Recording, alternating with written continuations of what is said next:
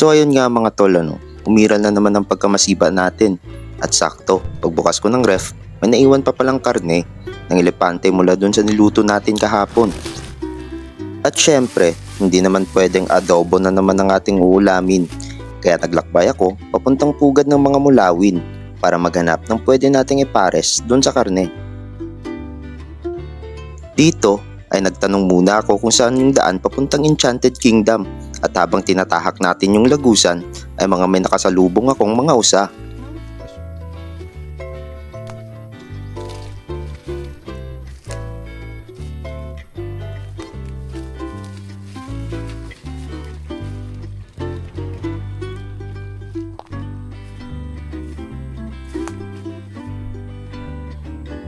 At habang naglalakbay ay nakita natin ang isa sa mga alamat ng pinapabawal na kabuti. Sabi ng mga matatanda, bawal daw itong kainin. Subalit hindi tayo matatakot sa sabi-sabi, kaya kinain ko ito.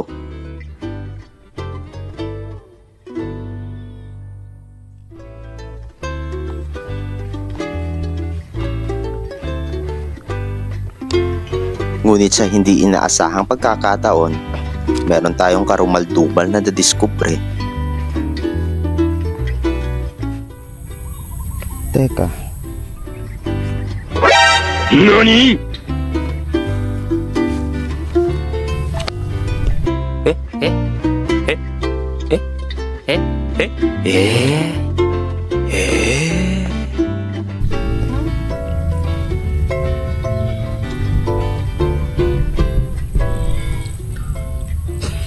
Sa tae pala ng kalabaw tumutubo yun.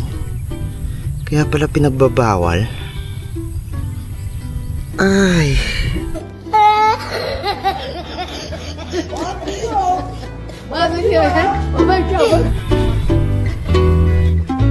Ngunit hulida ang lahat at wala na tayong magagawa kundi magpatuloy sa ating paglalakbay.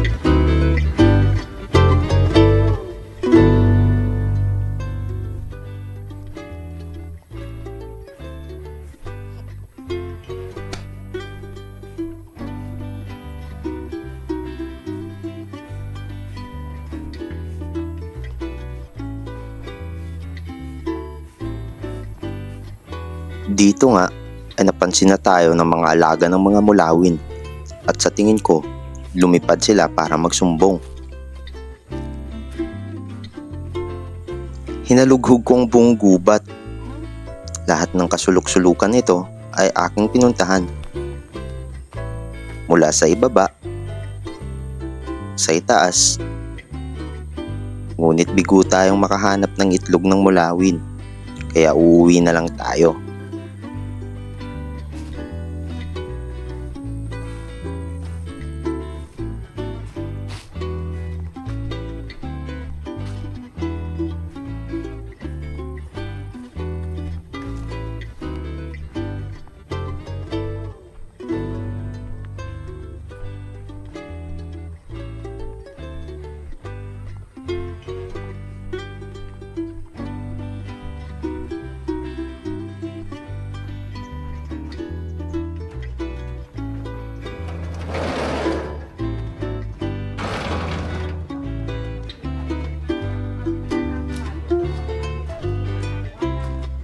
At dahil nga bigo tayong makakuha ng itlog ng mulawin, kaya inutusan ko na lang yung kapatid ko na bumili ng itlog ng dinosaur.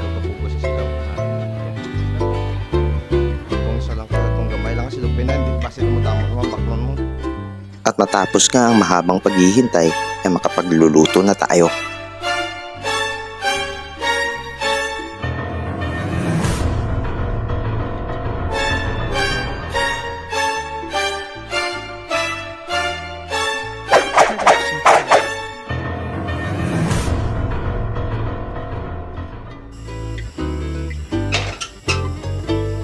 At matapos nga akong mag-ala ninja, naglagay na kaagad ako ng putik sa kawali.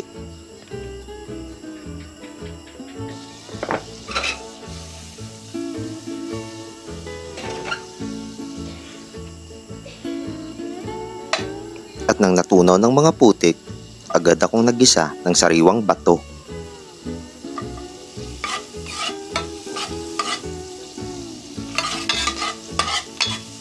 at bigla ngang nagdilim ang paligid dahil nawalan ng internet.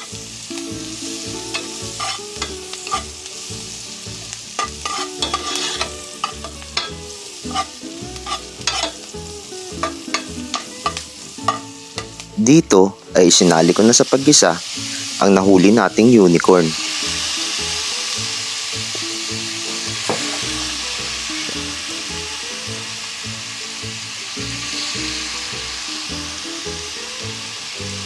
Hinaluan ko rin ito ang bala ng pellet gun.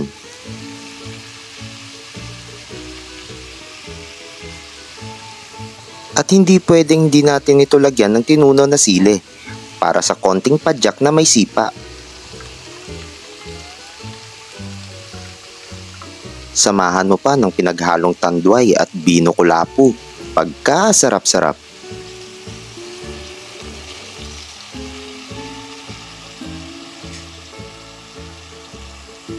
At hahaluin lamang natin ito hanggang sa maghiwalay ang sabaw sa laman.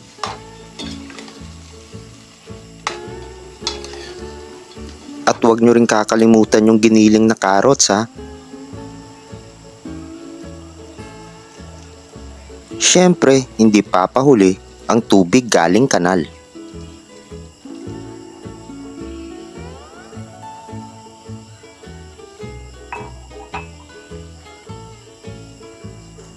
Lalagyan din natin ito ng ihi ng cobra para sa konting acidity.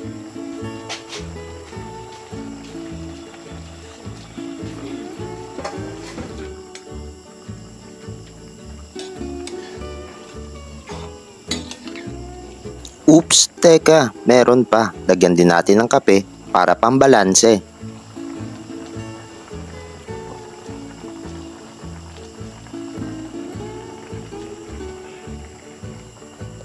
At syempre, ito na ang pinaka main ingredient, ang itlog ng cheetah.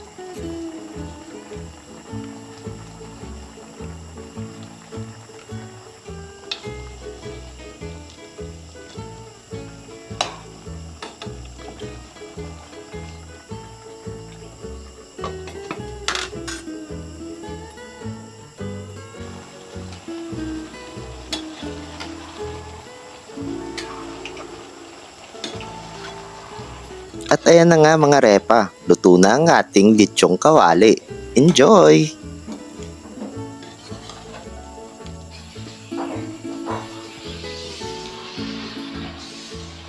At kung nakasubaybay ka pa rin hanggang sa ngayon, salamat ulit sa 8 minutong sinayang mo. Sa ulitin, salamat!